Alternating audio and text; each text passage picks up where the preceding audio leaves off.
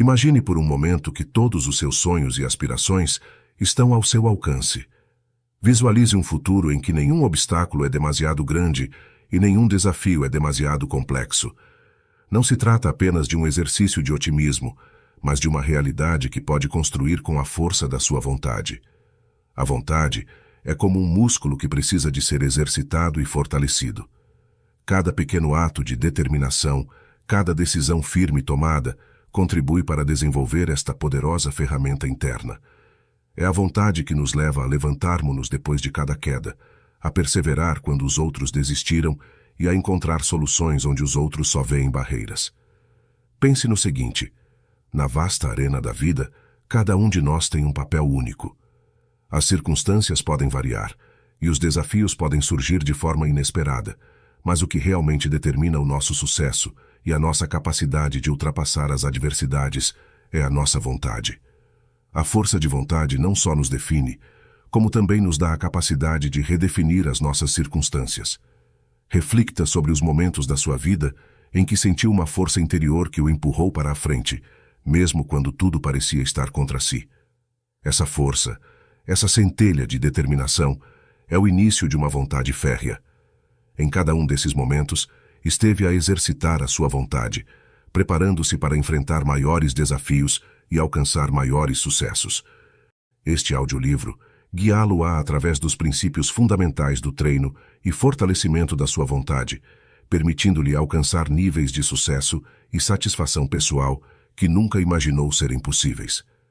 Prepare-se para descobrir como a força de vontade pode ser o seu aliado mais poderoso na busca dos seus sonhos e na superação de qualquer adversidade. Considere a força de vontade como uma bússola interna que o mantém no caminho certo, mesmo quando os ventos da dúvida e da adversidade sopram contra si. É a força que lhe permite dizer sim quando toda a gente diz não, e que o mantém em frente quando as coisas ficam difíceis. Este livro não é apenas uma coleção de ideias e princípios, é um mapa para a autodisciplina, a determinação e o sucesso. Orison Swett Marden, com a sua sabedoria e experiência, mostrar-lhe-á como canalizar a sua energia e dirigir a sua vontade para os objetivos que realmente importam. Aprenderá a transformar os fracassos em oportunidades, a transformar os obstáculos em trampolins para o sucesso e a desenvolver uma mentalidade que não desiste de nada. Por isso, acomode-se, abra a sua mente e o seu coração e deixe-se inspirar pelas palavras de Orison Swett Marden. Este é o primeiro passo para uma transformação profunda, para um futuro moldado por uma vontade férrea. Capítulo 1. Treinar a vontade. A educação da vontade é o objetivo da nossa existência, diz Emerson, e isto não é dizer muito, se considerarmos a vontade humana nas suas relações com o divino. Isto está de acordo com a afirmação de J. Stuart Mill de que um caráter é uma vontade plenamente formada. No que diz respeito às relações meramente mundanas, o desenvolvimento e a disciplina da vontade são de suprema importância para o sucesso na vida. Ninguém pode avaliar o poder da vontade. Ela é uma parte da natureza divina, que é parte integrante do poder da criação. Falamos do fiat de Deus. Fiat lux, faça-se a luz. O homem tem o seu fiat. As realizações da história foram as escolhas, as determinações, as criações da vontade humana. Foi a vontade, tranquila ou combativa, gentil ou sombria, de homens como Wilberforce e Garrison, Goodyear e Cyrus Field, Bismarck e Grant, que os tornou indomáveis. Fizeram simplesmente o que tinham planeado. A esses homens não se pode deter mais do que se pode deter o sol ou a maré. A maioria dos homens fracassa, não por falta de educação ou de qualidades pessoais agradáveis, mas por falta de determinação obstinada, por falta de vontade destemida. É impossível, diz Sharman, examinar as condições sob as quais a batalha da vida é travada, sem perceber o quanto realmente depende, na medida em que a força de vontade é cultivada, fortalecida e operacionalizada nas direções corretas. Os jovens precisam de se treinar para isso. Vivemos numa época de encontros atléticos. Aqueles que estão determinados a ter uma força de vontade atlética têm de fazer o tipo de exercício de que necessitam. Um relatório que vi sobre a longa corrida da maratona nos últimos Jogos Olímpicos, que foi ganha pelo jovem camponês grego Sotirios Lues, ilustra bem este facto. Uma luta na corrida da vida. A formação deste campeão de corrida não tinha sido uma grande parada. Do seu trabalho na lavoura, dedicou-se calmamente à tarefa de tornar a Grécia vitoriosa perante os estrangeiros reunidos de todas as terras.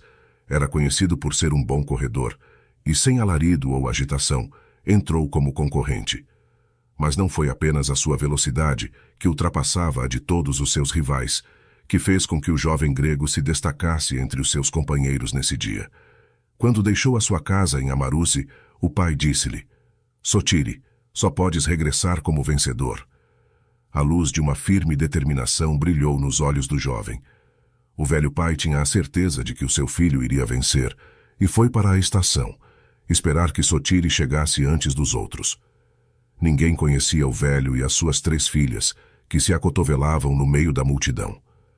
Quando, por fim, a excitação da multidão lhe disse que o momento crítico tinha chegado, que os corredores se aproximavam da meta, o velho pai olhou para cima com os olhos um pouco baços, apercebendo-se de que Sotiri estava de facto na liderança.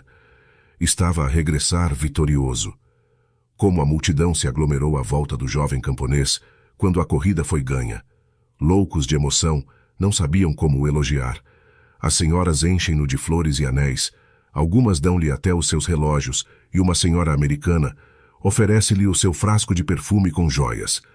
Os príncipes abraçaram-no, e o próprio rei saudou-o em estilo militar. Mas o jovem Sotiri os procurava outros elogios, para além das fileiras da realeza e das belas donzelas, para além das mãos estendidas dos seus compatriotas, para além da multidão de estrangeiros que aplaudiam. O seu olhar vagueou até se deter num velho que tremia de impaciência e que avançava resolutamente por entre a multidão excitada e satisfeita. Então, o rosto jovem iluminou-se, e quando o velho Lués avançou para o círculo mais íntimo, com os braços estendidos para abraçar o filho, o jovem vencedor disse simplesmente: Está a ver, pai, eu obedeci. Disciplina mental. O atleta treina para a sua corrida, e a mente deve ser treinada se a corrida da vida é para ser vencida. De acordo com o professor Matthews, só através de um esforço contínuo e extenuante, repetido vezes sem conta, dia após dia, semana após semana e mês após mês, é que se pode adquirir a capacidade de fixar a mente numa coisa.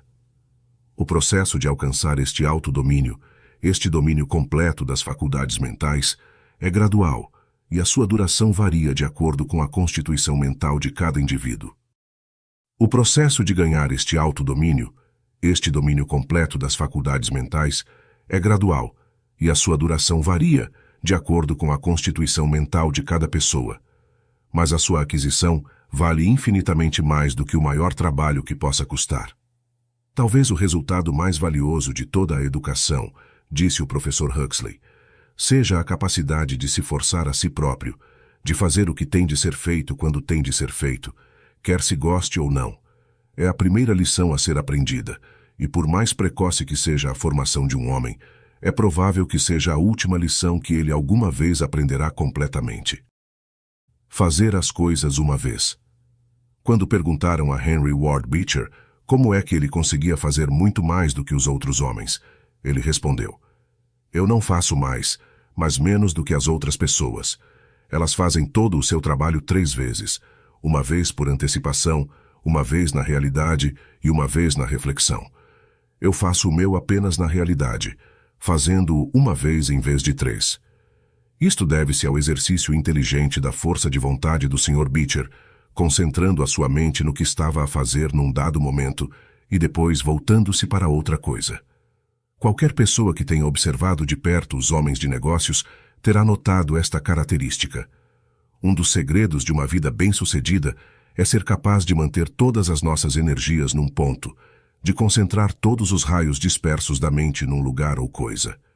Força centralizadora. O reservatório mental da maioria das pessoas é como uma barragem com fugas que por vezes vemos num campo, onde a maior parte da água corre sobre a roda sem a ultrapassar e fazer o trabalho do moinho.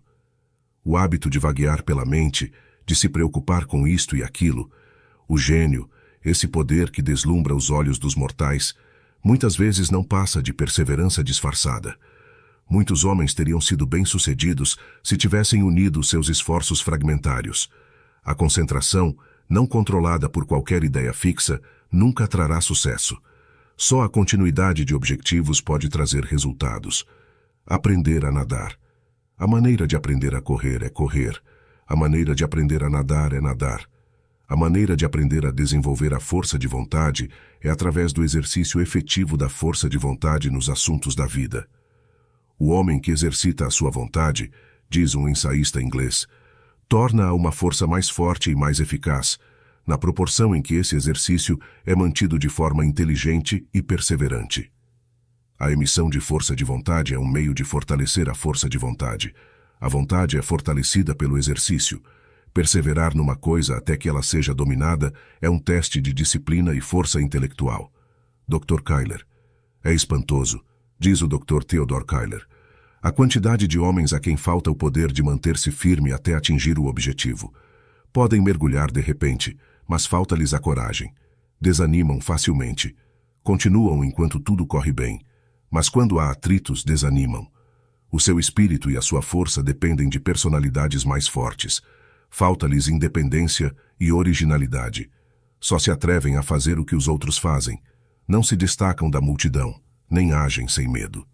As grandes árvores.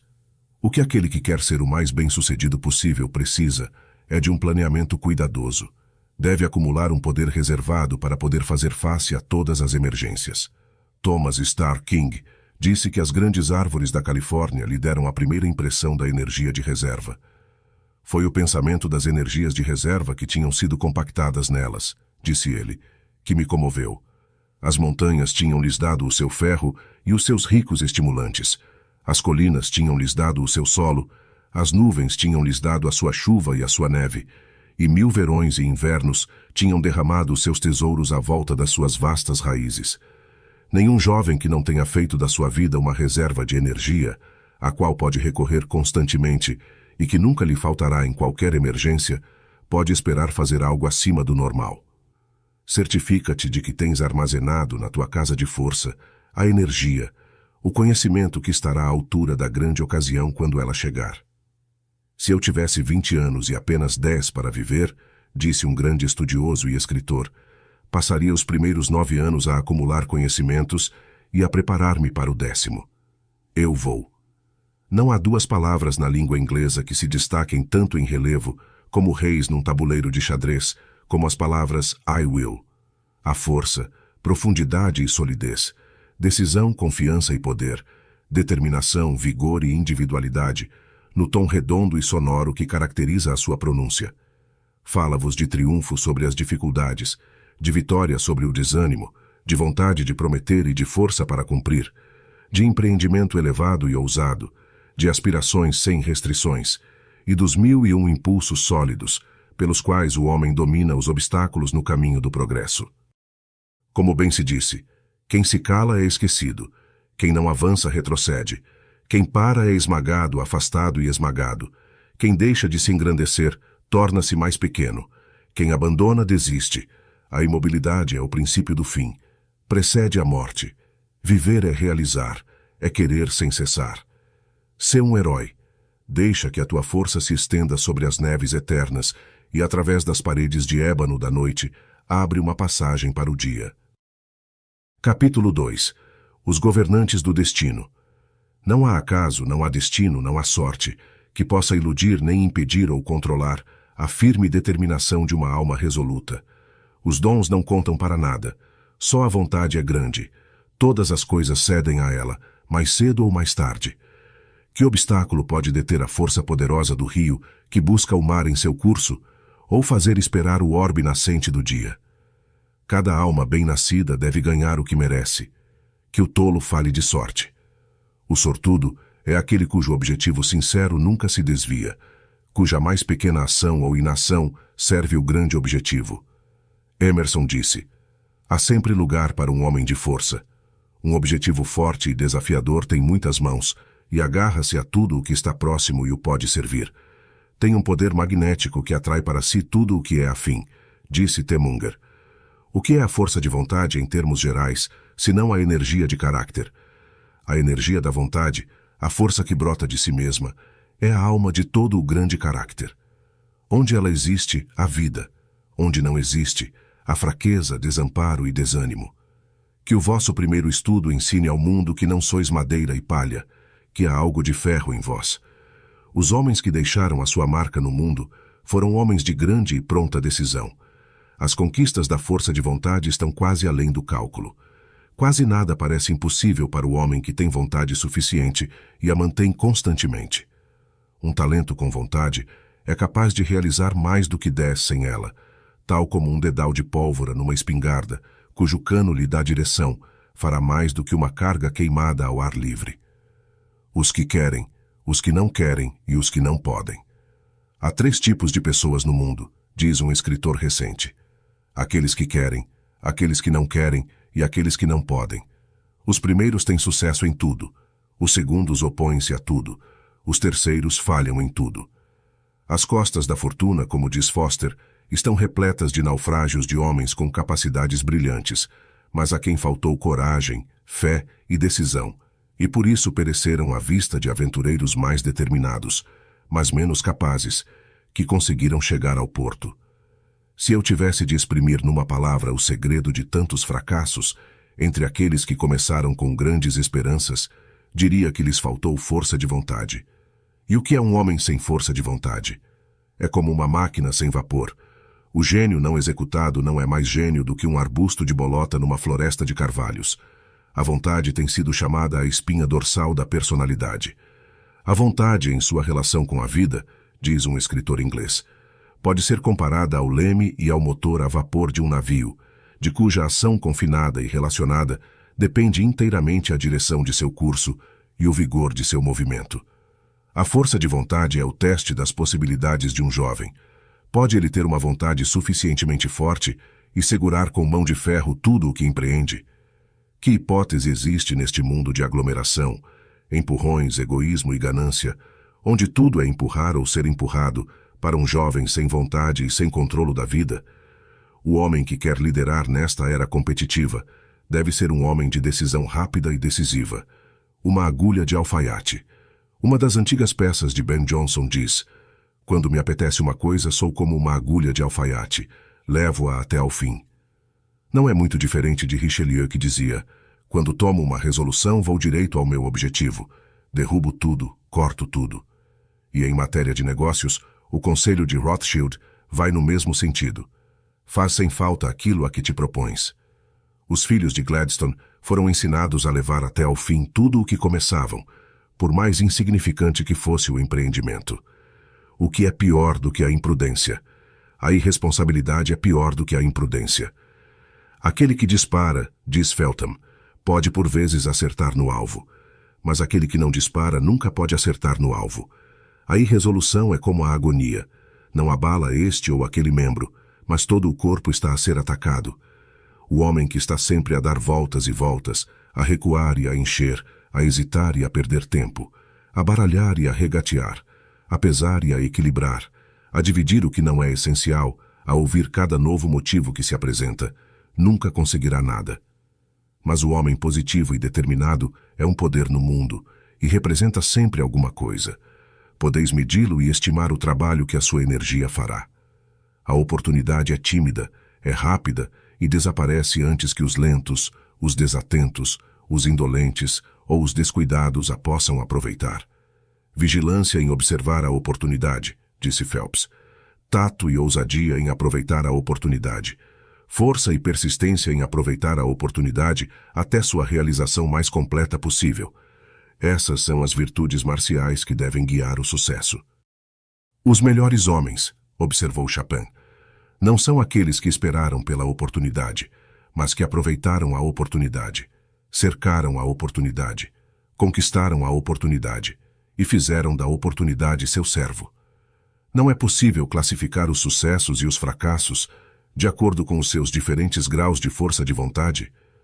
Um homem que consegue decidir-se energicamente por um curso de ação e não se desvia nem para a direita nem para a esquerda, embora seja um tentador paradisíaco, aquele que mantém os olhos no objetivo, independentemente do que possa distraí-lo, certamente terá sucesso. Nem todos os navios que partem de Tarsis trarão o ouro de Ofir, mas apodrecerá ele no porto? Não. Deixemos que as coisas aconteçam naturalmente. Poder consciente. O poder consciente, diz Melez, existe no espírito de cada um. Por vezes a sua existência é irreal, mas existe. Está lá para ser desenvolvido e trazido à luz, como o cultivo dessa flor teimosa mas bela, a orquídea. Deixá-la adormecer é colocarmos-nos na escuridão, espezinhar a nossa ambição, sufocar as nossas faculdades.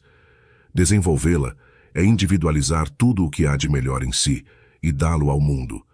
É através de um conhecimento absoluto de si mesmo, a estimativa adequada do seu próprio valor.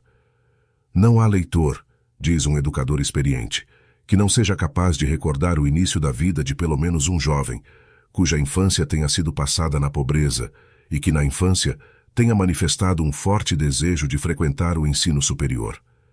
Se um pouco mais tarde esse desejo se tornasse uma vontade declarada, os caminhos para esse fim não tardariam a abrir-se. Esse desejo e essa determinação criaram uma atmosfera que atraiu as forças necessárias para a realização do objetivo. Muitos destes jovens dir-nos-ão que, enquanto esperavam, se esforçavam e ansiavam, montanhas de dificuldades se ergueram diante deles.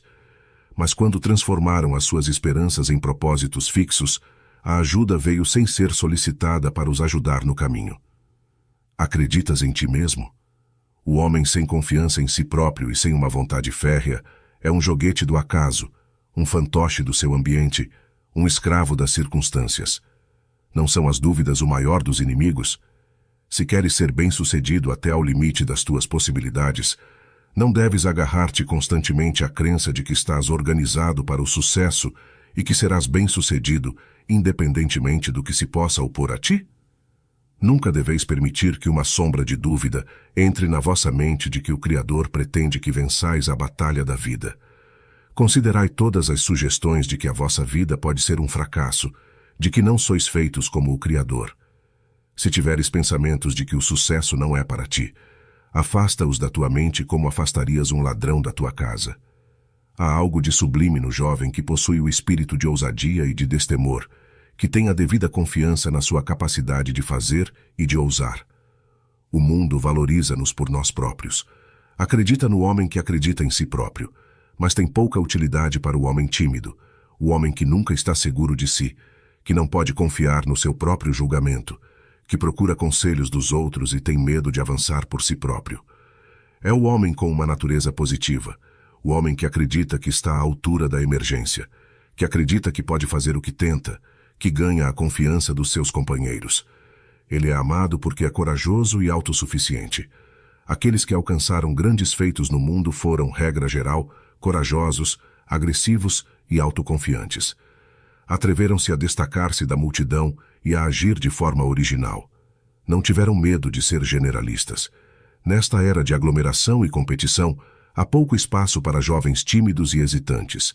Quem quiser ter sucesso hoje em dia deve não só ser corajoso, mas também ousar correr riscos. Quem espera pela certeza nunca vencerá. A lei da alma é a luta eterna, que leva o homem para a frente e para cima para sempre. Um homem pode ser demasiado confiante nos outros, mas nunca demasiado confiante em si próprio. Nunca admita a derrota ou a pobreza. Afirma com firmeza o teu direito divino, de te manteres de cabeça erguida e de olhar o mundo de frente. Avança corajosamente sobre tudo o que se opõe a ti, e o mundo abrirá caminho para ti. Ninguém insistirá nos teus direitos, enquanto duvidares que os tens. Acreditem que foram feitos para o lugar que ocupam. Coloca toda a tua energia nele. Acorda, eletrifica-te, põe-te a trabalhar. Um jovem disse um dia ao seu patrão: "Não me des um trabalho fácil. Quero manusear caixas pesadas, transportar cargas pesadas. Gostaria de levantar uma grande montanha e atirá-la ao mar." E estendeu 2 braços musculados, enquanto os seus olhos sinceros dançavam e todo o seu ser brilhava com uma força consciente. Charles Robert Darwin. O mundo, no fundo, admira quem faz com firmeza e determinação. O mundo afasta-se para deixar passar o homem que sabe para onde vai. É maravilhoso como até as aparentes oportunidades da vida parecem curvar-se a um espírito que não se curvará a elas, e cederá para ajudar um desígnio, depois de ter tentado em vão frustrá-lo. O homem que tem sucesso, diz Prentice Mulford, Deve sempre na sua mente ou imaginação viver, mover-se, pensar e agir como se tivesse obtido esse sucesso, ou nunca o obterá. Vamos em frente, disse Emerson, austeros, dedicados, acreditando nos elos de ferro do destino, e não viraremos os calcanhares para salvar as nossas vidas. Um livro, um busto, ou apenas o som de um nome dispara uma faísca através dos nervos, e de repente acreditamos na vontade. Não podemos ouvir falar de vigor pessoal de qualquer tipo, de grande poder de ação, sem uma nova determinação. Capítulo 3. Força de vontade no campo. Oh, que milagres a autoconfiança, a autodeterminação de uma vontade férrea tem feito. Quantos feitos impossíveis foram realizados por causa dela. Foi o que levou Napoleão a atravessar os Alpes em pleno inverno. Foi o que levou Farragut e Dewey a ultrapassar os canhões, os torpedos e as minas do inimigo. A autodeterminação foi também o que levou Nelson e Grant à vitória, o que tem sido o grande tônico no mundo da descoberta, da invenção e da arte, e o que tem ajudado a alcançar 1000 triunfos na guerra e na ciência que se julgavam impossíveis. O segredo do sucesso de Joana d'Arc não reside apenas no seu caráter, mas nas visões que lhe inspiraram confiança em si própria, confiança na sua missão divina. Foi uma vontade férrea que deu a Nelson o comando da frota britânica, um título e uma estátua em Trafalgar Square. Era a tônica do seu caráter quando dizia: "Quando não sei se devo lutar ou não, luto sempre." Era uma vontade de ferro, que entrou em ação quando Horácio, com 2 companheiros, manteve 90.000 toscanos à distância, até que a ponte sobre o Tibre foi destruída. Quando Leônidas, em Termópilas, reteve a poderosa marcha de Xerxes. Quando Temístocles, ao largo da costa da Grécia, esmagou a marinha persa. Quando César, vendo o seu exército em perigo, empunhou a lança e o escudo e arrancou a vitória à derrota. Quando Winkelried juntou ao seu peito um molho de lanças austríacas e abriu caminho a oeste seus camaradas. Quando Wellington lutou em muitos climas sem nunca ter sido vencido. Quando Ney, numa centena de campos, mudou a vida da humanidade. Quando Winkelried juntou ao seu peito um feixe de lanças austríacas e abriu caminho a oeste seus camaradas. Quando Wellington lutou em muitos climas sem nunca ter sido conquistado. Quando Ney, em 100 campos, transformou um aparente desastre num triunfo brilhante. Quando Sheridan chegou de Winchester, quando a retirada da União se estava a transformar numa derrota e inverteu a situação. Quando Sherman fez sinal a oeste seus homens para manterem o forte, sabendo que o seu líder se aproximava. A história oferece milhares de exemplos de homens que aproveitaram oportunidades, alcançando resultados considerados impossíveis pelos menos resolutos. A decisão rápida e a ação resoluta varrem o mundo diante deles. Quem foi o organizador do moderno Império Alemão? Não foi o Homem de Ferro? Napoleão e Grant. O que faria se estivesse sitiado num local totalmente desprovido de provisões? Perguntou o examinador quando Napoleão era cadete. Se houvesse algo para comer no acampamento inimigo, não me preocuparia. Quando Paris estava nas mãos de uma multidão e as autoridades estavam em pânico, chegou um homem que lhe disse: "Conheço um jovem oficial que pode dominar esta multidão. Mandem-no chamar." Napoleão foi chamado, chegou, dominou a multidão, dominou as autoridades, governou a França e depois conquistou a Europa. A 10 de maio de 1796, Napoleão apoderou-se da ponte de Lodi, em frente das baterias austríacas, orientadas para o lado francês da estrutura. Atrás delas estavam 6.000 soldados. Napoleão concentrou 4.000 granadeiros na cabeça da ponte, com um batalhão de 300 carabinieri na frente. Ao rufar do tambor, os primeiros assaltantes saíram da muralha sob uma terrível saraivada de granadas e obuses e tentaram romper o portão da ponte. As fileiras da frente caíram como se fossem cereais diante de uma ceifeira. A coluna cambaleou e recuou, e os bravos granadeiros ficaram atônitos perante a tarefa que tinham pela frente. Sem uma palavra ou um olhar de reprovação, Napoleão dirigiu-se à frente deles, e os seus ajudantes e generais correram para o seu lado. Avançaram de novo, por cima dos montes de mortos que obstruíam a passagem, e uma corrida rápida, contada em segundos, levou a coluna, através de 200 metros de espaço livre, sem que quase nenhum tiro dos austríacos tivesse qualquer efeito, para além do ponto onde os pelotões se viravam para dar o primeiro salto. As armas inimigas não estavam apontadas para o avanço. O avanço era demasiado rápido para os artilheiros austríacos. Tão repentino e milagroso foi tudo isto, que os artilheiros austríacos abandonaram as suas armas instantaneamente e os seus apoios fugiram em pânico, em vez de correrem para a frente e enfrentarem o ataque francês. Napoleão tinha contado com isso ao fazer o ataque ousado. O que era Napoleão senão o raio da guerra? Uma vez viajou de Espanha para Paris, a 17 milhas por hora na sela. Será possível atravessar a estrada? Perguntou Napoleão aos engenheiros, que tinham sido enviados para explorar o temido Passo de São Bernardo. Talvez, foi a resposta hesitante, esteja dentro dos limites do possível. Então, avancem.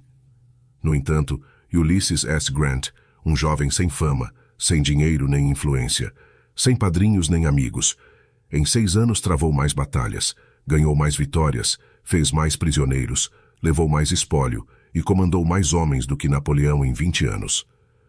A melhor coisa sobre ele, disse Lincoln, é a sua persistência fria. Não jurem, luta.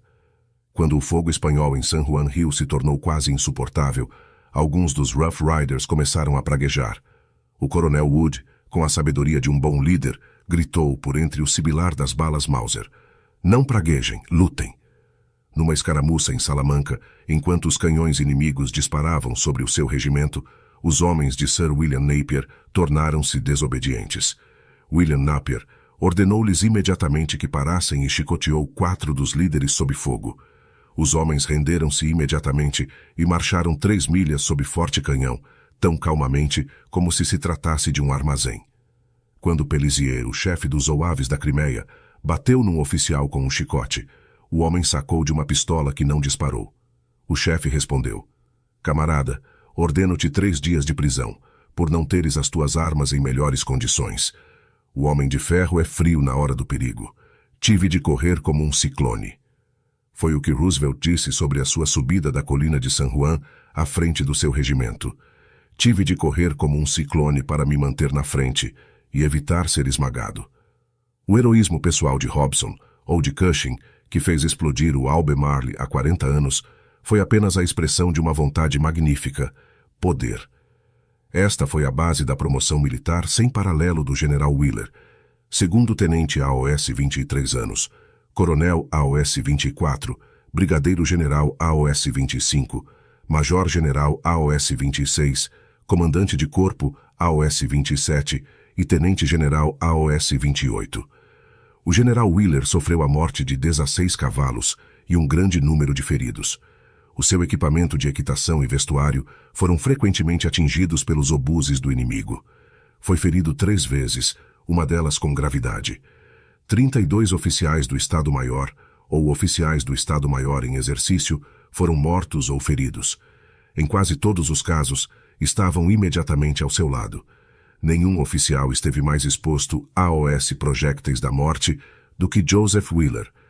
O que é esta característica imperial da masculinidade, uma vontade férrea, senão o que está subjacente a todos os feitos magníficos, quer dos heróis da Brigada Ligeira, quer dos heróicos bombeiros das nossas grandes cidades? Capítulo 4. A força de vontade na sua relação com a saúde e a doença. Não há dúvida de que, em regra, uma grande decisão de caráter é geralmente acompanhada de uma grande firmeza constitucional. Os homens que se distinguiram por uma grande firmeza de caráter eram geralmente fortes e robustos. Regra geral, é o homem fisicamente forte que tem peso e convicção. Veja-se o caso de Guilherme, o Conquistador, tal como Greene o retrata na sua história. O próprio espírito dos saqueadores de que ele provinha parecia encarnado na sua forma gigantesca, na sua força descomunal, no seu semblante selvagem e na sua coragem desesperada. Nenhum outro cavaleiro sob o céu, confessavam seus inimigos, era igual a Guilherme. Nenhum outro homem conseguia dobrar o arco de Guilherme. A sua massa perfurava um anel de guerreiros ingleses até ao pé do estandarte. Alcançou as suas maiores alturas em que outros homens desesperavam. Nenhum outro homem que alguma vez se sentou no trono de Inglaterra foi igual a este homem. Ou veja-se o caso de Webster. Sidney Smith disse: "Webster é uma mentira viva, porque nenhum homem na Terra pode ser tão grande como ele aparenta ser." Carlyle disse a seu respeito. À primeira vista, estaríamos inclinados a apoiá-lo contra o mundo. O seu físico era eloquente. Os homens renderam-se à sua vontade logo à primeira vista. Os grandes prêmios da vida vão sempre para os robustos, os atarracados, os fortes, não necessariamente para os músculos enormes ou para a estrutura poderosa, mas para a vitalidade forte, para a grande energia nervosa. São os Lord Brogans, trabalhando quase continuamente 144 horas.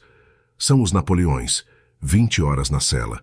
São os Franklins, acampando ao ar livre AOS 70 anos. São os Gladstones, segurando firmemente o leme do navio do Estado, AOS 84 anos, percorrendo quilômetros todos os dias e derrubando árvores enormes AOS 85 anos, que alcançam as grandes coisas da vida. Para prosperar, é preciso melhorar a capacidade do cérebro, e nada ajuda mais o cérebro do que um corpo saudável. A corrida de hoje só será ganha por aqueles que estudarem para manter os seus corpos em tão boas condições que as suas mentes sejam capazes e estejam preparadas para suportar a grande pressão sobre a memória e a mente que a nossa feroz competição atual gera. Atualmente, a saúde é mais procurada do que a força. A saúde é essencialmente a exigência do nosso tempo para nos permitir ter êxito na vida. Em todas as ocupações modernas, do infantário à escola, da escola à loja ou ao mundo exterior, a tensão cerebral e nervosa continua, cresce e intensifica-se. Regra geral, o vigor físico é a condição de uma grande carreira. Stonewall Jackson, desde muito cedo, empenhou-se em superar todas as suas fraquezas físicas, mentais e morais. Manteve todas as suas faculdades com mão firme.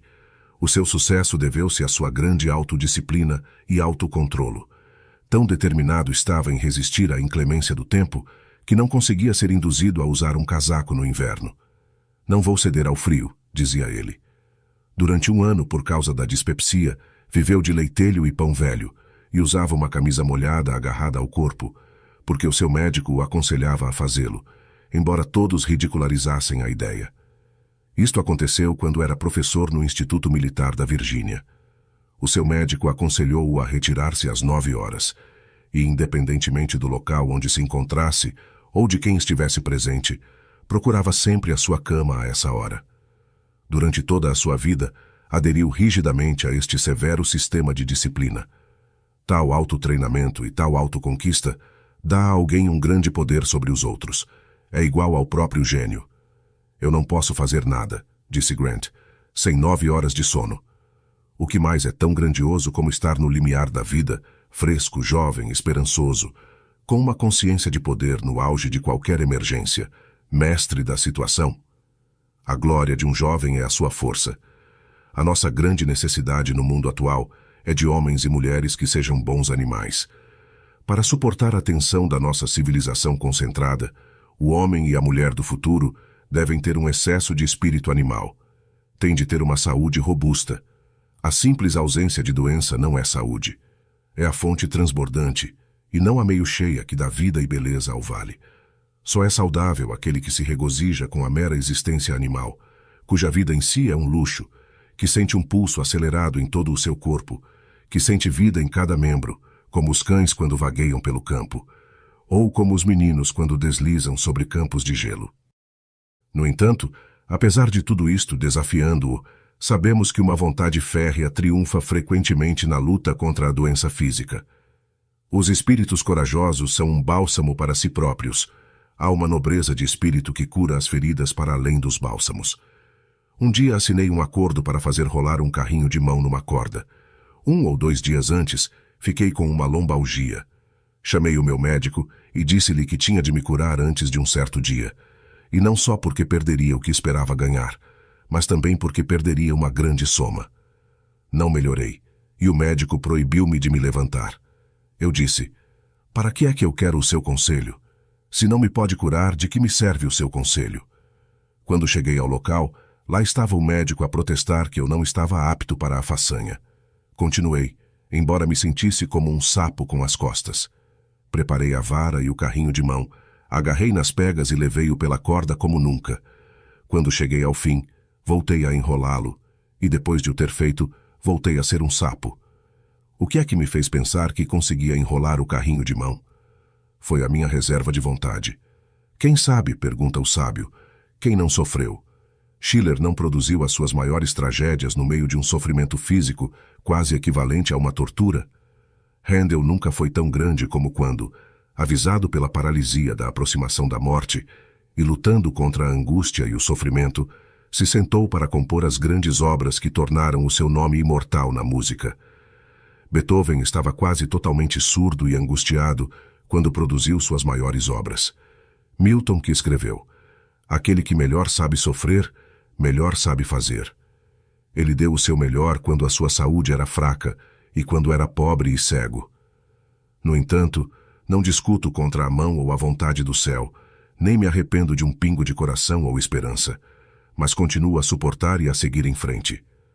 O Reverend William H. Milburn, que perdeu a visão em criança, estudou para o ministério e foi ordenado antes de atingir a maioridade. Escreveu meia dúzia de livros, incluindo uma cuidadosa história do Vale do Mississippi. Durante muito tempo serviu como capelão da Câmara Baixa do Congresso. O cego Fanny Crosby, de Nova York, foi professor de cegos por muitos anos. Escreveu cerca de 3.000 hinos, entre os quais: Não me passes, ó gentil Salvador, resgata os que perecem, Salvador mais do que a vida para mim, e Jesus mantém-me perto da cruz.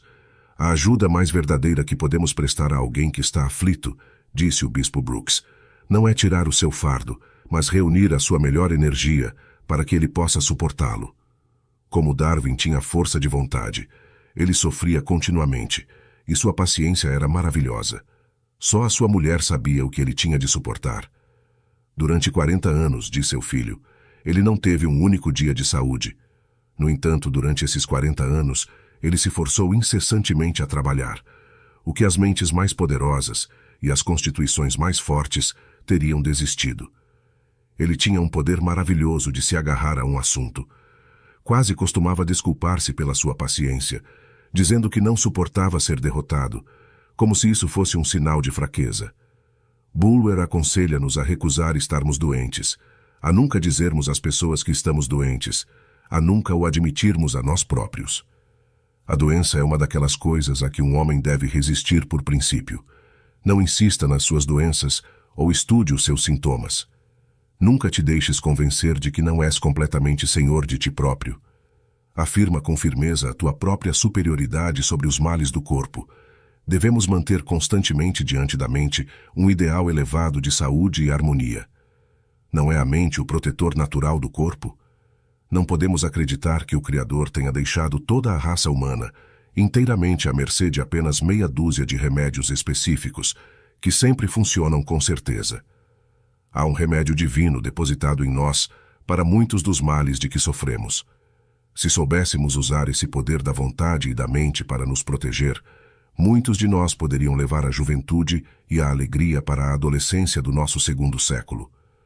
A mente tem o poder indubitável de preservar e manter a juventude e a beleza físicas, de manter o corpo forte e saudável, de renovar a vida e preservá-la da decadência, por muitos anos mais do que agora. Os homens e mulheres de vida mais longa têm sido, em regra, aqueles que alcançaram um grande desenvolvimento mental e moral. Viveram na região mais elevada de uma vida superior, fora do alcance de muitos dos choques, fricções e discórdias que enfraquecem e destroem a maioria das vidas. Todos os médicos sabem que as pessoas corajosas, com uma vontade indomável, não são tão susceptíveis de contrair doenças contagiosas como as tímidas, vacilantes e irresolutas. Um médico ponderado assegurou uma vez a um amigo que, se um agente de correio expresso fosse a Nova Orleans, na época da febre amarela, com $40.000 à sua guarda, correria pouco perigo de contrair a febre, desde que mantivesse o dinheiro na sua posse. Que o entregasse uma vez a outras mãos, e quanto mais depressa deixasse a cidade, melhor. Napoleão costumava visitar os hospitais da peste, mesmo quando os médicos tinham medo de lá ir, e de facto punha as mãos nos doentes da peste. Dizia que o homem que não tinha medo podia fazer desaparecer a peste. Uma tal força de vontade é um forte tônico para o corpo. Tal vontade levantou muitos homens de leitos de morte aparente e permitiu-lhes realizar feitos maravilhosos de coragem. Os médicos disseram a Douglas Jerrold que ele deveria morrer. Então ele disse: "E deixar uma família de crianças desamparadas? Eu não vou morrer." Cumpriu a sua palavra e viveu muitos anos. Capítulo 5. O romantismo da superação das dificuldades. O que é que o filho do pobre herda? Músculos robustos e um coração vigoroso, um corpo forte e um espírito mais forte. Rei de duas mãos, ele participa de todas as obras úteis e de todas as artes. Uma herança que me parece, e que um rei poderia desejar possuir. Não deu Deus a cada homem um capital para começar. Não nascemos ricos. É rico aquele que tem boa saúde, um corpo são, bons músculos. É rico aquele que tem boa cabeça, boa disposição, bom coração. É rico aquele que tem duas boas mãos, com 5 hipóteses em cada uma. Equipado? Cada homem está equipado como só Deus o poderia equipar. Que fortuna ele possui no maravilhoso mecanismo do seu corpo e da sua mente. É o esforço individual que realiza tudo o que é digno de ser realizado. A diversão do pequeno jogo. Não há muito tempo morreu James Tyson, um australiano corpulento, de 1,80 m, com um patrimônio de 25 milhões de dólares, que começou a vida como trabalhador agrícola. Tyson pouco se importava com dinheiro. Costumava dizer: "Vou deixá-lo para trás quando me for embora. Depois acabo com ele e não me preocupo mais com isso." Mas, acrescentou com um característico estalar de dedos semi-exultante, o dinheiro não é nada. A diversão era o joguinho. Quando lhe perguntam qual era o jogo, responde com uma energia de concentração que lhe é peculiar: "Combater o deserto. Tem sido esse o meu trabalho. Tenho lutado contra o deserto toda a minha vida e tenho ganho. Coloquei água e carne onde não havia. Coloquei cercas onde não havia e estradas onde não havia estradas. Nada pode desfazer o que fiz, e milhões de pessoas serão mais felizes por isso quando eu estiver morto e esquecido." A autoajuda não realizou quase todas as grandes coisas do mundo. Quantos jovens vacilam, vacilam e vacilam nas suas resoluções, porque não têm capital para começar, e esperam que a sorte lhes dê um empurrão. Mas o sucesso é fruto do trabalho árduo e da perseverança. Não pode ser enganado ou subornado. Pague o preço e ele será seu. Uma luta constante, uma batalha sem tréguas para tirar o sucesso de um ambiente inóspito, é o preço de todas as grandes realizações. Conquistadores da fortuna. Benjamin Franklin tinha esta tenacidade de objetivos, a um nível maravilhoso.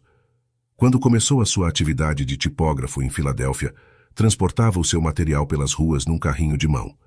Alugou um quarto para o seu escritório, sala de trabalho e quarto de dormir. Encontrou um rival formidável na cidade e convidou-o para o seu quarto. Apontando para um pedaço de pão com que acabara de jantar, disse-lhe: "A menos que consigas viver mais barato do que eu, não me podes matar à fome."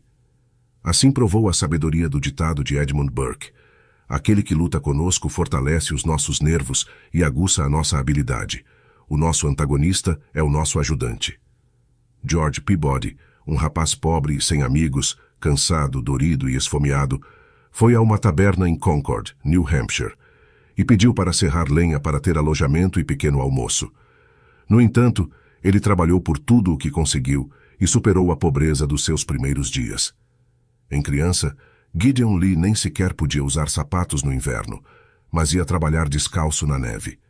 Fez um acordo consigo próprio de trabalhar 16 horas por dia. Cumpriu-o à risca e, quando as interrupções o faziam perder tempo, roubava o sono para o compensar. Tornou-se um rico comerciante nova-iorquino, presidente da Câmara da cidade de Nova York e membro do Congresso. Valor comercial. Numa ocasião, os negócios de um cavalheiro chamado Roos complicaram-se devido a seus interesses conflituosos em vários estados, e ele foi preso. Durante a sua prisão, escreveu nas paredes da sua cela: "Hoje tenho 40 anos. Quando tiver 50 anos, valerei $500 mil. E quando tiver 60, valerei $1 milhão. Acumula mais de 3 milhões de dólares. A ruína que atinge tantos comerciantes", diz Whipple, "não se deve tanto à sua falta de talento para os negócios, mas à sua falta de coragem para os fazer." Cyrus W. Field tinha se retirado dos negócios com uma grande fortuna, quando lhe ocorreu a ideia de que, por meio de um cabo colocado no fundo do Oceano Atlântico, A comunicação telegráfica poderia ser estabelecida entre a Europa e a América. Lançou-se na empresa com toda a força do seu ser. Foi uma luta incrivelmente dura. As florestas da Terra Nova, os grupos de pressão no Congresso, o manuseamento pouco hábil dos travões do seu cabo Agamenon, uma segunda e uma terceira ruptura do cabo no mar, a interrupção da corrente num cabo bem colocado, a ruptura de um cabo superior no Grande Leste. Tudo isto não serviu para frustrar a vontade férrea de Field, cujo triunfo final foi o da energia mental na aplicação da ciência. 4 jornalistas de Nova York. Não preciso aludir a Horace Greeley, o fundador do Tribune. Sua história está ou deveria estar em todos os livros didáticos. James Brooks, outrora editor e proprietário do Daily Express e mais tarde um eminente congressista, começou a vida como empregado numa loja do Maine e, aos 21 anos, recebeu um barril de rum da Nova Inglaterra. Estava tão ansioso por ir para a faculdade que partiu para Waterville com a bota às costas e, quando se formou, era tão pobre e corajoso que carregou a bota às costas até a estação, a caminho de casa. James Gordon Bennett tinha 40 anos quando juntou todos os seus bens, $300, e numa cave, com uma tábua sobre 2 barris como secretária, sendo ele próprio caixa, empregado de escritório, editor, jornaleiro, escriturário, revisor e impressor, fundou o New York Herald. Fê-lo, depois de muitas tentativas e derrotas ao tentar seguir a rotina, em vez de o fazer à sua maneira. Nunca o início da carreira de um homem ilustrou melhor a máxima de Wendell Phillips. O que é a derrota? Nada mais do que educação, nada mais do que os primeiros passos em direção a algo melhor. Thurlow Weed, que foi jornalista durante 57 anos, forte, sensato, genial, diplomático e com um físico magnífico, que tanto contribuiu para moldar a política pública no Empire State, conta uma história muito romântica da sua infância. Quantos anos de escolaridade recebi em Catskill? Não sei dizer, provavelmente menos de 1 ano, certamente não 1 ano e meio, e isto quando não tinha mais de 5 ou 6 anos de idade. Senti a necessidade desde muito cedo de tentar fazer algo para a minha própria subsistência. O meu primeiro emprego foi o fabrico de açúcar, uma ocupação a que me afeiçoei muito. Recordo agora com grande prazer os dias e as noites que passava nas searas. A falta de sapatos, que como a neve era profunda não era uma privação pequena, era o único obstáculo à minha felicidade. No entanto, costumava atar pedaços de um velho tapete de trapos à volta dos pés e safava-me bastante bem, cortando lenha e apanhando seiva.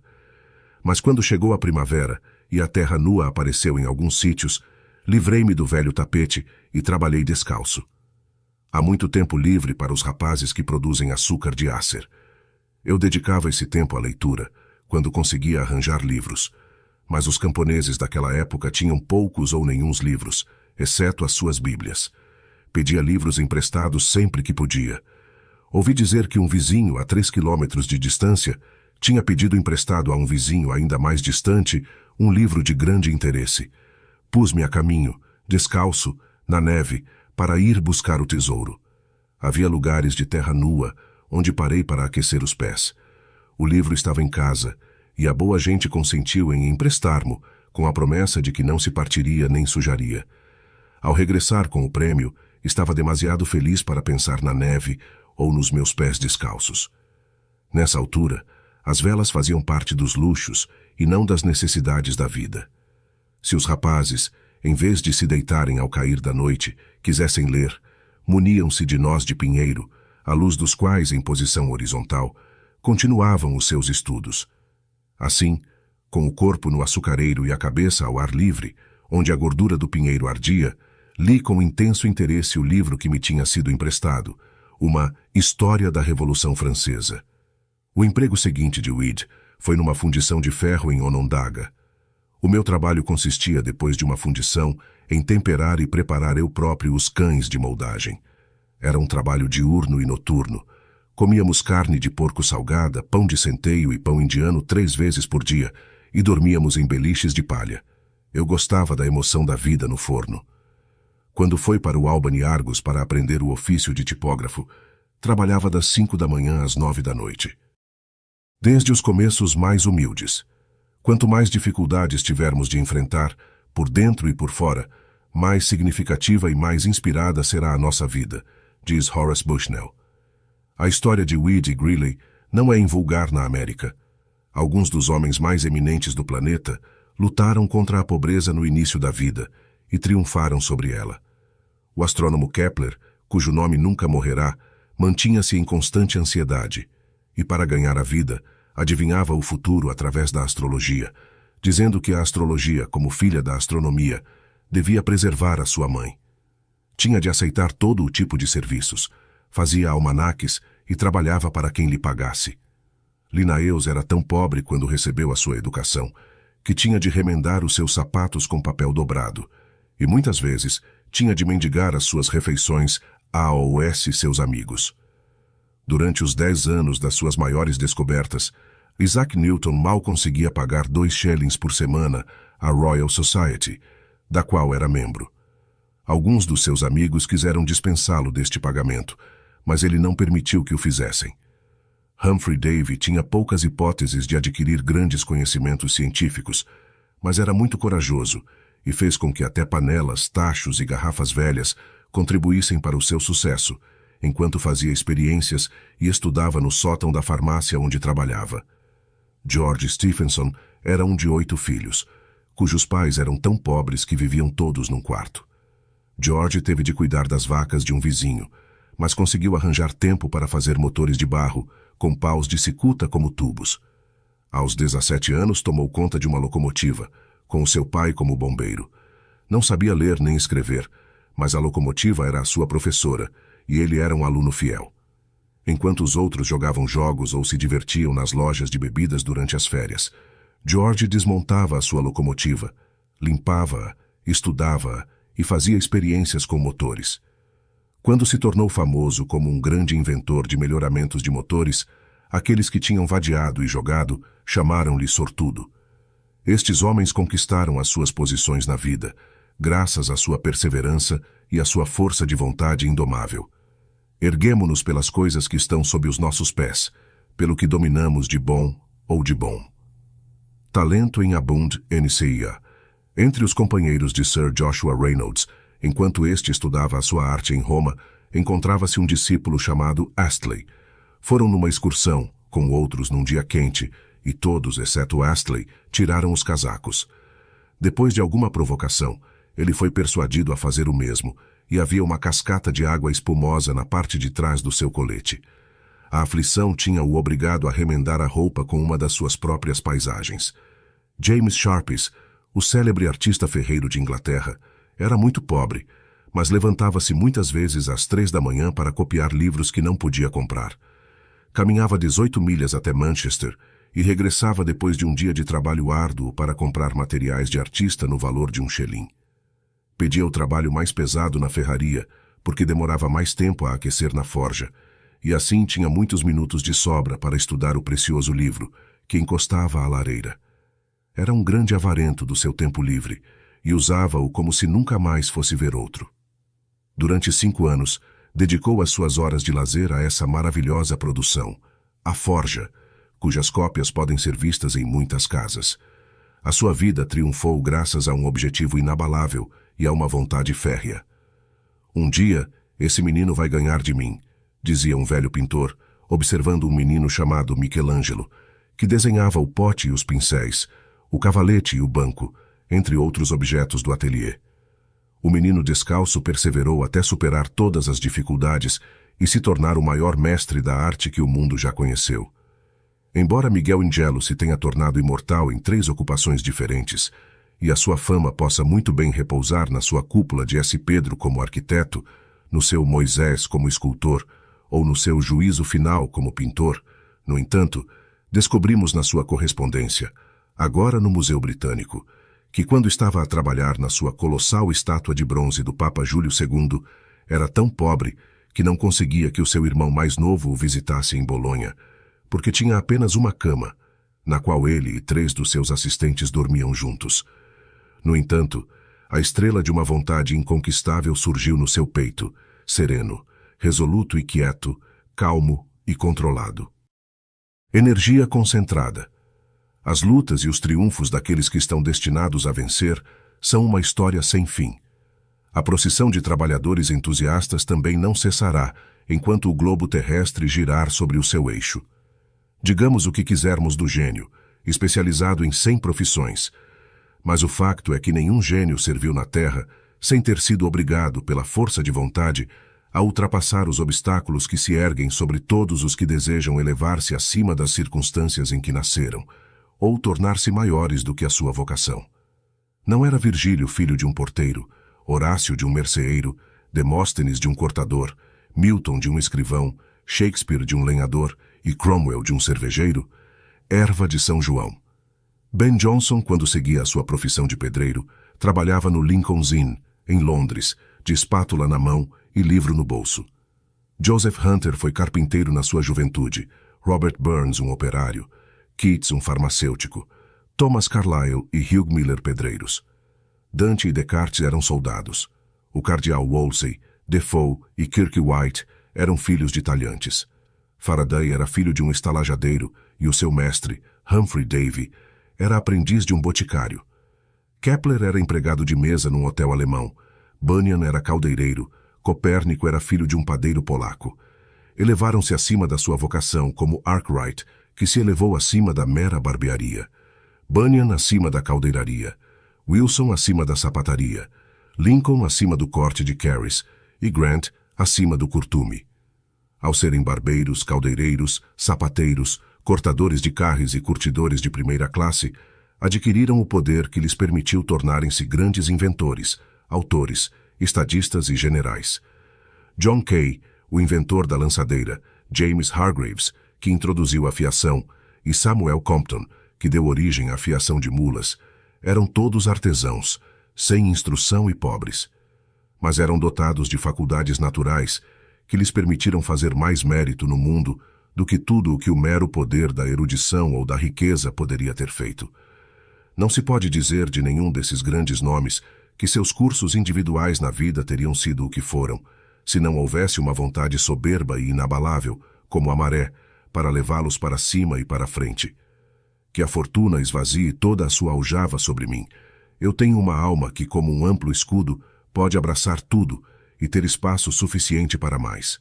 O destino não foi meu, nem eu sou do destino. As almas não conhecem conquistadores, disse Dryden. Capítulo 6. Resiliência. Nunca desistas a oportunidades e mudanças, ajudando os esperançosos 100 para 1, e através do caos, a alta sabedoria arranja sempre o sucesso, se apenas te aguentares. Nunca desistas, porque o mais sábio é o mais ousado, sabendo que a providência mistura a taça, e de todas as máximas a melhor, como a mais antiga, é o lema severo. Nunca desistas. Seja firme. Um elemento constante da sorte é a genuína, sólida e velha coragem teutônica, disse Holmes. O sucesso na maioria das coisas depende de saber quanto tempo é preciso para ter sucesso. Montesquieu. O poder da perseverança é característico de todos os homens que alcançaram algo de grande. Podem ser deficientes noutros aspectos, ter muitas fraquezas ou excentricidades, mas a qualidade da perseverança nunca está ausente num homem de sucesso. Não importa a oposição que ele encontre ou o desânimo que o atinja, o trabalho árduo não pode desagradá-lo, os obstáculos não podem desencorajá-lo, a labuta não pode cansá-lo, o infortúnio, a tristeza e os reveses não podem prejudicá-lo. Não é tanto o brilho do intelecto ou a fertilidade dos recursos, mas a persistência do esforço e a constância do propósito que fazem um grande homem. Os que têm sucesso na vida são os homens e mulheres que não desistem, que não se julgam gênios, mas que sabem que, se alguma vez conseguirem alguma coisa, terá de ser através de um trabalho determinado e persistente. Audubon, depois de anos a viver na floresta, viu 200 dos seus desenhos de valor inestimável serem destruídos por ratos. Uma chama pungente, conta ele, atravessou o meu cérebro como uma seta ardente, e durante várias semanas fiquei prostrado com febre. Por fim, a força física e moral despertou em mim. Peguei novamente na minha arma, no meu saco de caça, na minha carteira e nos meus lápis, e mergulhei de novo nas profundezas da floresta. Toda a gente conhece o infortúnio de Carlyle ao escrever a sua História da Revolução Francesa. Depois de o primeiro volume estar pronto para ser impresso, emprestou o manuscrito a um vizinho que o deixou no chão, e a empregada levou-o para acender a lareira. Foi uma desilusão amarga, mas Carlyle não era homem de desistir. Depois de muitos meses a examinar centenas de volumes de autoridades e dezenas de manuscritos, reproduziu o que tinha ardido em poucos minutos. Ele prossegue, e a luz raiará. O menor conhecimento da história literária traria à luz uma multidão de heróis da pobreza ou do infortúnio, de homens e mulheres perplexos e desanimados, que, no entanto, despertaram para novos esforços a cada novo obstáculo. Arago conta que encontrou, sob a capa de um livro que estava a encadernar, uma pequena nota de D'Alembert a um estudante. Continue, senhor, continue. As dificuldades que encontrarás resolver-se-ão por si mesmas, à medida que avançares. Vá em frente, e a luz vai amanhecer e brilhar com cada vez mais clareza no seu caminho. Esta máxima, disse Arago, foi o meu maior professor de matemática. Se Balzac fosse facilmente desencorajado, teria hesitado perante as palavras de aviso do pai. Sabes que na literatura um homem tem de ser rei ou mendigo? Muito bem, foi a resposta. Serei rei. Os pais abandonaram-no à sua sorte num sótão. Durante 10 anos travou terríveis batalhas contra a miséria e a pobreza, mas acabou por obter uma grande vitória. Ganhou-a depois de ter produzido 40 romances sem sucesso. O início da juventude de Zola foi marcado por uma luta amarga contra a pobreza e a privação. Até aos 20 e poucos anos, foi uma criança mimada, mas com a morte do pai, ele e a mãe começaram a batalha da vida em Paris. Sobre este período negro, o próprio Zola diz: muitas vezes passei fome durante tanto tempo que parecia que ia morrer. De um fim de mês para o outro, mal provava carne, e durante 2 dias vivia com 3 maçãs. O fogo, mesmo nas noites mais frias, era um luxo inimaginável. E eu era o homem mais feliz de Paris quando conseguia uma vela, à luz da qual podia estudar à noite. Os pés descalços de Samuel Johnson, em Oxford, viam-se através dos buracos dos seus sapatos, e, no entanto, ele atirava pela janela o par novo que alguém lhe deixava à porta. Durante algum tempo, viveu em Londres com 9 pence por dia. Durante 13 anos, lutou duramente contra a miséria. John Locke viveu em tempos a pão e água, num sótão holandês, e Heine dormiu muitas noites no chão de um celeiro, tendo apenas um livro como almofada. À pobreza, como um espinho no peito de Harriet Martineau, devemos os seus escritos. Não há páginas mais interessantes na biografia do que aquelas que relatam como Emerson, quando menino, não pôde ler o 2º volume de um certo livro, porque sua mãe viúva não podia pagar a quantia, 5 centavos, necessária para obtê-lo na biblioteca circulante. Pobre rapaz, disse Emerson ao olhar para seu filhinho delicadamente criado. O quanto ele perde por não ter que passar pelas duras experiências que eu tive na minha juventude. Foi através da necessidade imposta a ele de ganhar dinheiro que Emerson obteve seu primeiro grande sucesso na vida como professor. Não conheço nenhuma insígnia e bandeira tão inquestionável de uma mente soberana, como aquela tenacidade de propósito que, através de todas as mudanças de companheiros, partidos ou fortunas, nunca muda, nunca cede 1 centímetro de coração ou esperança, mas esgota a oposição e alcança o seu porto. Nunca pode triunfar. Louisa Alcott ganhou $200.000 com a sua caneta. No entanto, quando começava a sonhar com o seu poder, o pai entregou-lhe um dia um manuscrito que tinha sido rejeitado pelo Sr. Fields, editor da Atlantic, com a mensagem: diz a Louisa para ir para o ensino. Ela nunca poderá ter sucesso como escritora. Diz-lhe que eu serei bem-sucedido como escritor e que um dia escreverei para a Atlantic. Pouco tempo depois, escreveu para a Atlantic um poema que Longfellow atribuiu a Emerson. E chegou uma altura em que escreveu no seu diário: há 20 anos decidi tornar a família independente se pudesse. Aos 40 anos isso está feito. Todas as dívidas foram pagas, mesmo as ilegais, e temos o suficiente para estarmos confortáveis. Talvez me tenha custado a saúde. Pisei as impossibilidades. Assim disse Lord Chatham. Por quê? Perguntou Mirabeau. Devemos chamar-nos homens, a menos que seja para ter sucesso em tudo e em todos os lugares. Está tudo muito bem, disse Charles J. Fox, para me dizer que um jovem se distinguiu por um primeiro discurso brilhante. Ele pode continuar satisfeito com o seu primeiro triunfo, mas mostrem-me um jovem que não tenha sido bem-sucedido no início e que depois tenha continuado, e eu apoiarei esse homem a fazer melhor do que aqueles que foram bem-sucedidos na primeira tentativa. Cobden foi-se abaixo na primeira vez que subiu a um palanque em Manchester, e o presidente pediu desculpa por ele, mas não parou de falar, até que todos os pobres de Inglaterra tivessem pão maior, melhor e mais barato. O jovem de Israel provinha de uma raça odiada e perseguida. Trabalhou o seu caminho através das classes média e alta, até se colocar no topo do poder político e social. No início, foi escarnecido, ridicularizado, evitado, assobiado na Câmara dos Comuns. Disse simplesmente: chegará o momento em que me ouvirão. Chegou o momento e durante um quarto de século ele empunhou o cetro da Inglaterra. Quão enorme era o incalculável poder de reserva de Lincoln quando jovem, ou do presidente Garfield, lenhador, tocador de sinos e varredor geral na faculdade. Propósito persistente. Fala-se muito de gênio, talento, sorte, azar, inteligência e boas maneiras como factores importantes para o sucesso. À parte a sorte e o acaso, todos estes elementos são factores importantes. No entanto, a posse de qualquer um deles ou de todos eles, sem um objetivo definido, um propósito definido, não garante o sucesso. Os homens andam à deriva nos negócios, andam à deriva na sociedade, desviam-se na política. Também andam à deriva naquilo que carinhosa e vãmente imaginam ser a religião. Se os ventos e as marés forem favoráveis, tudo corre bem. Se não, tudo corre mal. Stalker diz: a maior parte dos homens anda simplesmente à deriva na vida, e o trabalho que fazem é determinado por uma centena de circunstâncias diferentes. Poderiam muito bem estar a fazer qualquer outra coisa, ou prefeririam não estar a fazer nada.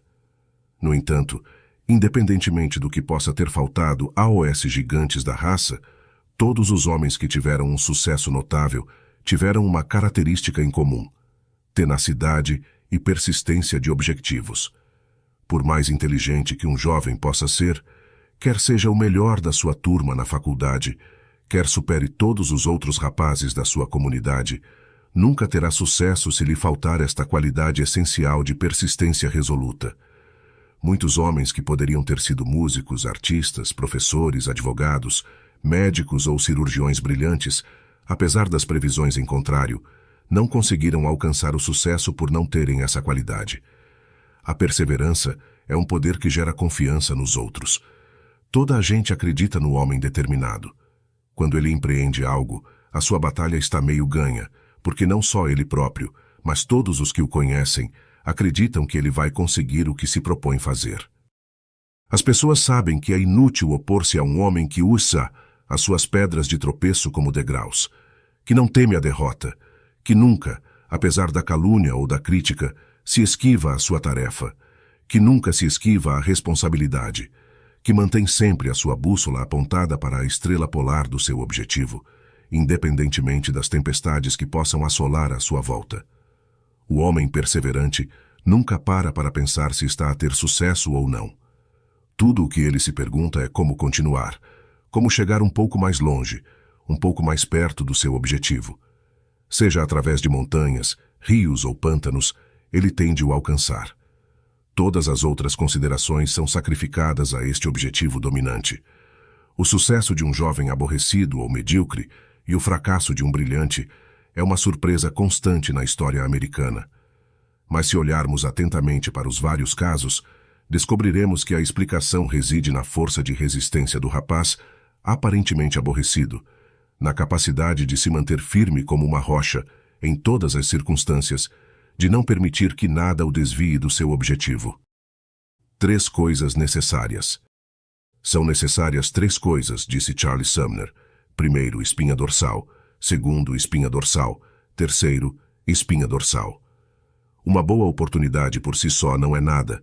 A educação não é nada sem uma determinação forte e vigorosa, e sem a resistência necessária para alcançar algo no mundo. Um começo encorajador não é nada sem firmeza. Um homem que não consegue manter-se de pé, que oscila primeiro para um lado e depois para o outro, que não tem opinião própria nem coragem para pensar o que pensa, é de pouca utilidade neste mundo. O que governa o mundo é a garra, a perseverança, a resistência moral e a coragem. No julgamento dos 7 bispos da Igreja de Inglaterra, por se terem recusado a ajudar o rei a derrubar a fé protestante, foi necessário vigiar os oficiais nos portões para que não enviassem comida a algum membro do júri e o ajudassem a levar os outros a concordar. Só era permitido enviar água para os jurados se lavarem, e eles tinham tanta sede que a bebiam. No início, 9 eram a favor da absolvição e 3 da condenação. 2 dos que estavam em minoria depressa cederam. O terceiro, Arnold, era obstinado. Recusou-se a discutir. Austin disse-lhe: "Olha para mim. Sou o maior e mais forte dos 12. E antes de encontrar uma petição como esta calúnia, aqui ficarei, até não ser maior do que um cachimbo de tabaco." Arnold cedeu às 6 horas da manhã. Sucesso contra todas as probabilidades. Sim, a este pensamento agarro-me com firme persistência. O último resultado da sabedoria torna-o verdadeiro. Só ganha a sua liberdade e a sua existência quem diariamente as conquista de novo. Goethe.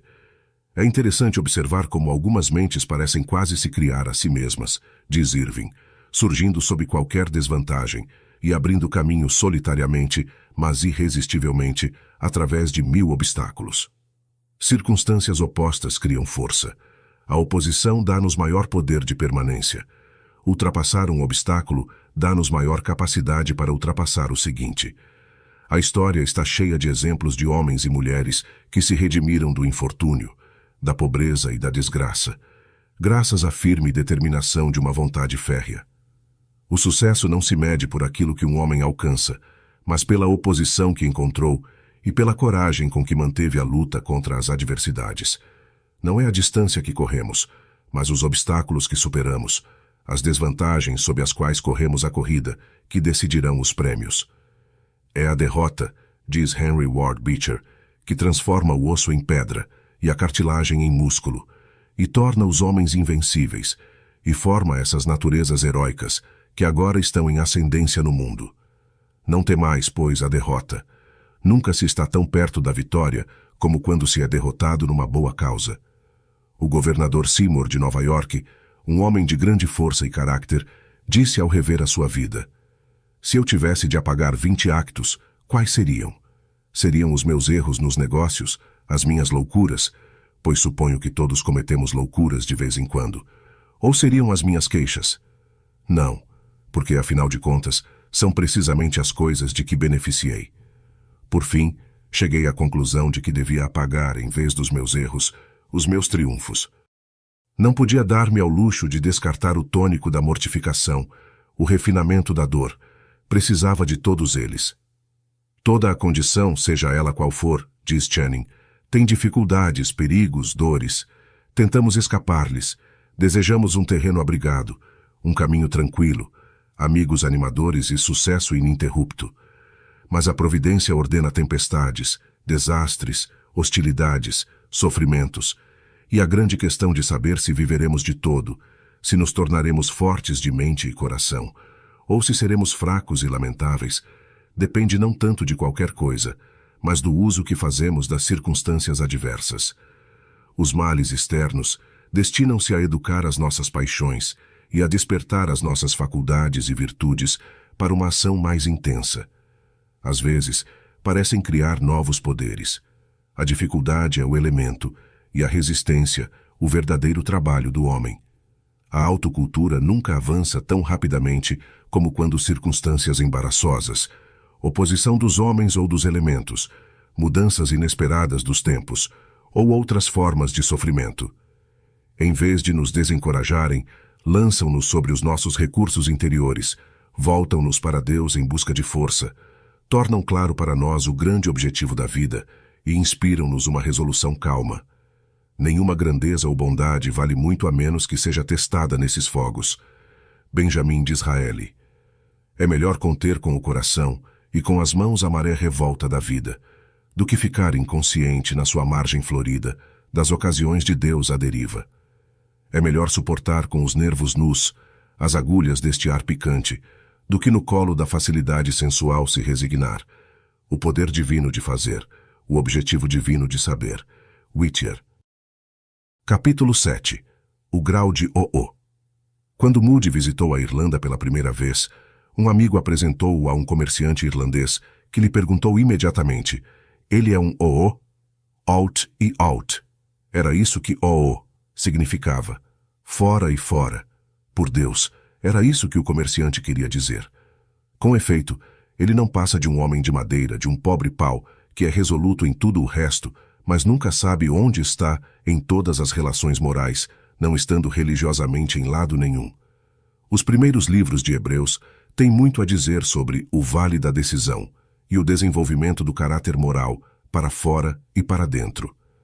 Faltando lamentavelmente uma força de vontade bem equilibrada, o homem que fica ao lado do mal moral personificado por sua mão, para servi-lo voluntariamente como seu instrumento e servo.